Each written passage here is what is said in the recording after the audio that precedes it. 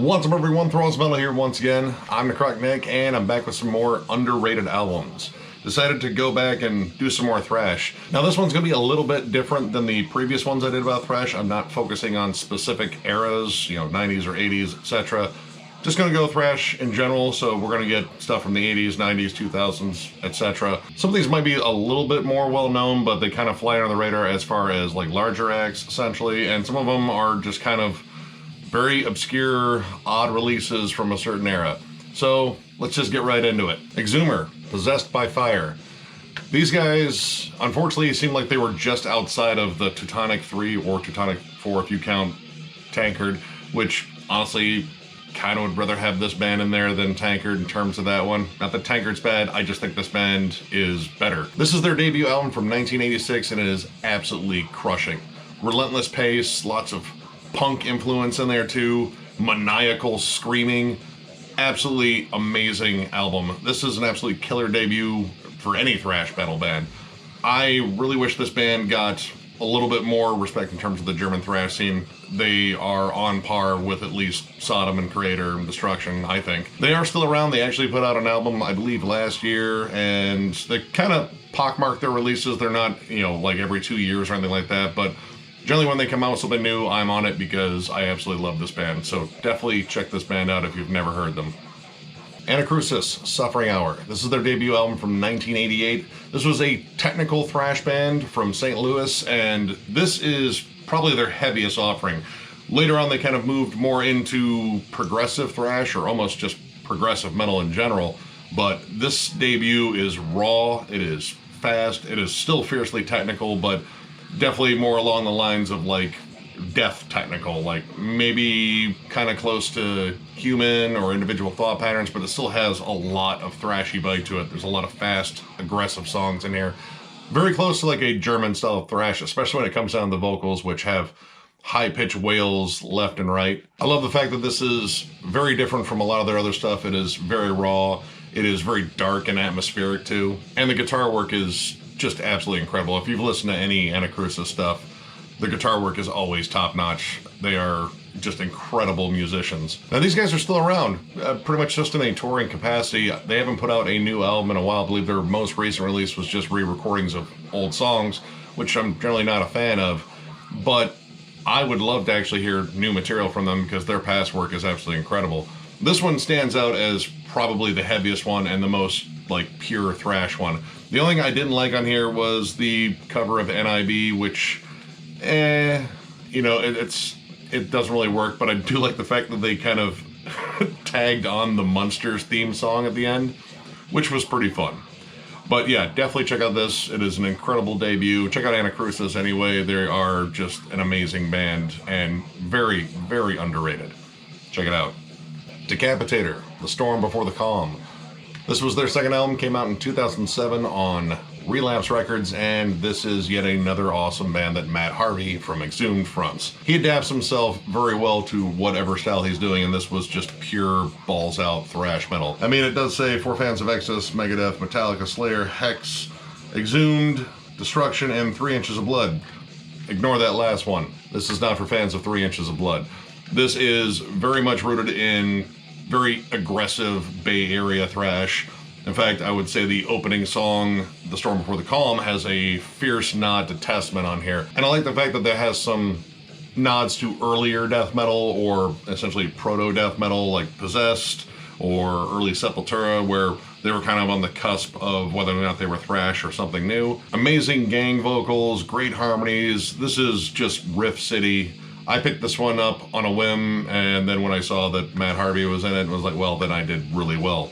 I actually went out and got their first album as well, but this was the one that really spoke to me. Now, this band hasn't put out anything since this album, and they never officially broke up in any capacity, but they still will do shows every now and then. So it's really unsure as to whether or not they're going to do another album or anything. Matt Harvey is perpetually busy with all his other bands, Gruesome, Pounder, and of course Exhumed.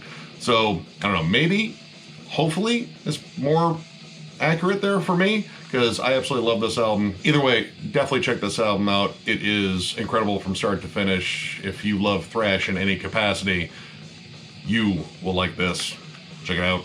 Old, Down with the Nails. Black and Thrash from Germany. This is the only release they have that came out on Peaceville Records in 2006. And this is raw Black and Thrash. I decided to include Black and Thrash in this one because it's still thrash, pretty much. This is definitely more along the lines of like, Celtic Frost and Motorhead, lots of D-beat, and, vocals drenched in reverb, real gritty production. Like, it screams black metal out front, but there are tons of awesome thrash riffs all over this album. Loads of campy Satanism, lots of great riffs on here. I love how raw the production is. Definitely some nods to like the punkish era of Dark Throne. I really like to see this band get back together or put out another release. There really is not much by them. I picked this one up again on a whim way back in 2006 because I believe I got this right when it came out and I dug it right away. So hopefully these guys actually see this video. That'd be kind of cool. And maybe decide to reform. I doubt I have that much influence on the metal community, but that would be a really cool surprise. But either way, check this album out. It is loads of fun. Indestructible Noise Command, The Visitor, also known as Ink. This was their second album, came out in 1988. From the East Coast, they kind of sound a little bit like Anthrax, except these guys are odd. Like, they kind of take that Anthrax, more lighthearted feel and kind of make it a little bit more crossover thrash-ish, but the songs are kind of long for that. The songs are kind of oddly happy, maybe upbeat, or at least kind of that way. I mean, you have songs like Bedtime Stories, Dry Heave.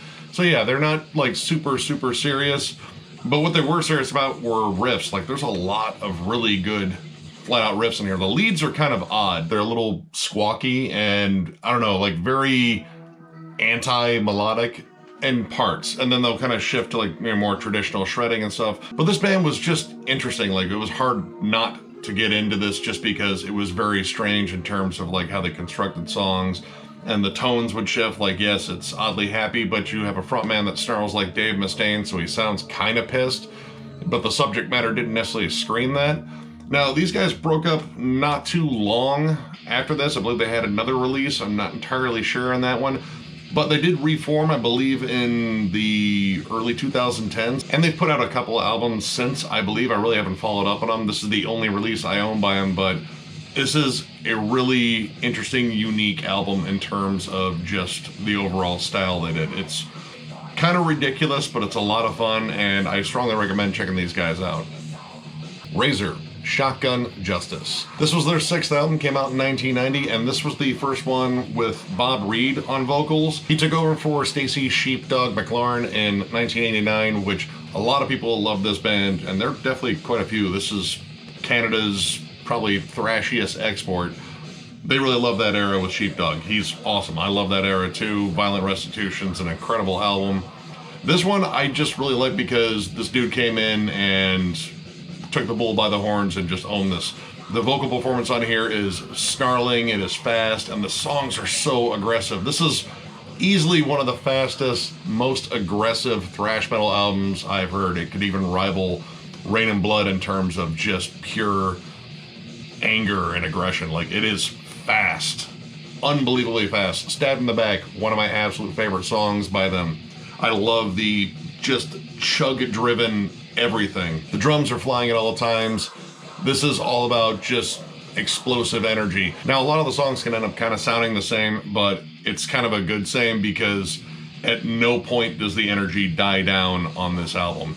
Absolutely incredible. This is one of my favorites from Razor, and I love a lot of their stuff, but I always come back to this one because I think it's flat out their heaviest album, and my God, how do you not drive fast listening to this in the car? Because that is pretty much the only speed on here. Now, this is the Relapse Records reissue they did a few years ago, and I went out and got all their stuff. This was the first one I ever picked up. I remembered seeing this cover, not necessarily this cover, this is the redone cover, but the original cover for this was pretty bad. I remember seeing that in lists of bad album covers. And when I saw this, I was like, well, I kind of want to see what the music was like, and I just kind of picked it up on a whim once again, and man, this is an underrated classic. Definitely check this band out. Check out all their albums, but this one right here, nasty. Check it out. SSS The Dividing Line. SSS stands for Short Sharp Shock. and I'm not saying that 3 times fast. This was the second album from these guys. They are UK crossover thrashers, very hardcore leaning. Like, it kind of like leans more towards like the thrashier era of like Cro-Mags, Cryptic Slaughter, stuff like that. They've been on hold for the last 5 years and really no output from them. This was a really fun release. It was the first one I ever got because I think the first song I heard was Can't Burst the Bubble, and I just loved how fast and aggressive it was. This was back when like thrash was getting kind of a resurgence in the like late 2000s. You know, Municipal Waste was starting to blow up, stuff like that. And these guys popped up on my radar, and this was on Earache Records, which honestly I hadn't bought much in terms of new stuff on Earache at that point. Most of the songs on here barely crack the 1.5-minute mark. I think the longest one on here is 4 minutes, but that is definitely the exception to the rule. There are some songs that aren't even a minute long, but they do deliver on intensity, riffs, punk energy. I believe they have 3 other albums, or at least I have 3 other albums by these guys, and they're all really good. The only thing I can really knock them on is maybe the vocals on here. They are kind of flat. They're kind of like just a uniform hardcore bark, but they do fit the style of music, so can't really knock them too much. But definitely check this out. This is a fun, albeit kind of short album, but it's awesome. It is intense as hell, and I love crossover thrash, so yeah, right up my alley. Check it out. Rigor Mortis is their self-titled debut from 1988. Texas thrashers, these guys pretty much just whooped ass right away with this release. It's very aggressive, fast thrash. Definitely leans more to the side of bands like Slayer and maybe even early death metal like Possessed. Love Mike Scacia's insane guitar playing on here. Kind of neoclassical in spots, but it's so aggressive it just kind of changes the sound overall. Really cool nods to like, you know, the new wave of British heavy metal in terms of like the harmonies and such, but it never loses the aggression, and I love Bruce Corbett's really dramatic delivery in terms of the vocals. Now, unfortunately, this band had issues with lineup changes. Mike Scacia left and actually played with Ministry for a while, and then Bruce Corbett left altogether for a while and, you know, got back into music again with Warbeast, but unfortunately, this band is never going to reunite just because both Mike Scacia and Bruce Corbett have since left us. Bruce Corbett died of cancer not too long ago, and Mike Scacia, I believe, had a massive heart attack and died, which sucks because they were both awesome. And I believe they did like kind of a reunion album, which I didn't get, and I probably should have picked it up, but I will always come back to this one. I love their EP after that, Freaks, which I thought was really good. After that, it gets a little bit more questionable in terms of the material, but short-lived band. Awesome band though. This is where it started, and this is probably their best offering. Definitely check this album out if you haven't heard it. Vindicator, the Antique Witcheries. This is their second album, came out in 2010 on Heavy Artillery Records. These guys are from my home state, and I actually saw them play in the loft of a record store probably right around when this album was coming out, and they absolutely blew me away at the live performance. Very, very fierce Megadeth nods, especially like earlier Megadeth, like first 2 albums. The vocals especially have this Dave Mustaine like kind of snarl to them, but man, these guys love like really cool harmonies. I love the title track on here. It has this cool D-beat gallop that is just infectious. It's mixed really well. The guitars stand out very prominently. Bass drum has a great punch to it. Everything about this album's killer. Now, unfortunately, as I brought up with other bands that were on Heavy Artillery, that label went defunct, so a lot of those bands had to go find different labels. These guys are currently on Slaney Records, I believe, and are still together. They still put out stuff fairly regularly. I do have some of their more recent stuff, and it is also really good as well, but this is the one I always come back to. I love the fierce melodic hooks. The bass work is awesome on here too, which generally you don't hear about in thrash bands, but bass work, solid. Either way, definitely check out this band, check out this album, check out all their stuff, because honestly, it's all really good. Check it out. And finally, we have DRI, Full Speed Ahead. This was their last full length, came out in 1995. Even though they're still around and still tour, still play shows, they haven't put out a full length since this, and man, I really, really could use another DRI album, because this is an incredible album. I brought this one up mainly because a lot of people just talk about the earlier stuff, and they kind of overlook this one, even though I think it's great. There's more groove-oriented stuff on here. Spike is throwing out absolutely killer riffs left and right. Almost every single song on here has just killer hooks. And I like the balance they have with that old school sort of punk energy they had in the earlier days, plus this new groovier era that kind of started popping up slowly with releases before this, but this one really labors it. Songwriting's top notch. Love the energy on this. It's just a non-stop riff train. They Don't Care might be one of my absolute favorite DRI songs. I love the main riff that carries that. It's just so ferocious and chuggy. I had a chance to see these guys at MDF last year, and I was absolutely blown away. They had a killer performance, even though they kind of had to navigate between all the stage divers. Amazing album.